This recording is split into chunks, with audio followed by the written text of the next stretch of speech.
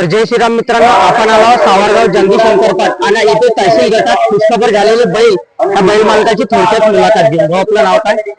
प्रशांत संतोषराव भोंडवे, आपलं राहणं जिल्हा खैरी, झिल्पा खैरी. झिल्पा खैरी. तहसील आपल्या बैलाचं नाव काय दादा? पवन. पवन. आपल्या बैलाची खरेदी कुठली आहे दादा? खरेदी कितीला घेतला होता? हा आणला होता आम्ही 45,000. तुम्ही ना घेतल्यापासून या बैलांना किती नंबर केले शंकरपाटात? आता तसे तर तहसीलचे म्हणा दोनच नंबर झाले. एक अक्षिंद उमरीला दुसरा झाला, तिसरा आणि हा पहिला. तर तुमच्या बैल कोणा बैलाबरोबर पळालेला आहे?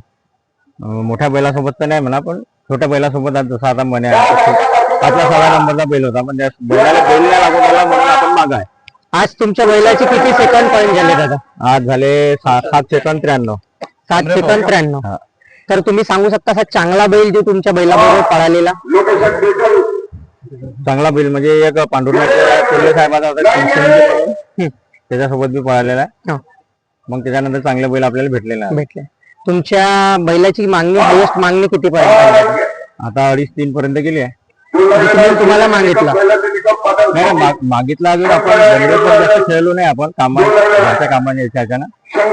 आता समोर आता पोटा खेळायचा आहे, पाहू आता मागणी करू. तुमच्या बैल तुमच्या हिशोबानं आता एका तुमच्या आवडतीच्या पद त्या पटावरून तुमच्या बैल पळालेला तुमच्या हिशोबानं कोणता शंकरपट असा तुमच्या बैल पळाले? आता हा समजा पांडुरंगाचा जो आता काल झालेला पट, त्याच्यामध्ये काल झाले किती पॉईंट केले त्या पटात? त्या पटामध्ये केले वाटते 7 सेकंद 7 पॉईंट.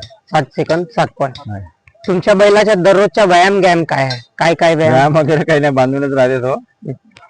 आणि त्याला दूध वगैरे चालू आहे, पण दूध वगैरे चालू आहे, त्याचा व्यायाम वगैरे काही व्यायाम. तर तुमच्या बैल कधी 3 फेऱ्याच्या मैदानाला गेलाय का? नवीन खरेदीचा आताच्या? नाही, अजून गेला नाही. आता म्हणजे 1 वर्ष झाला खरेदी केला आपण त्याला.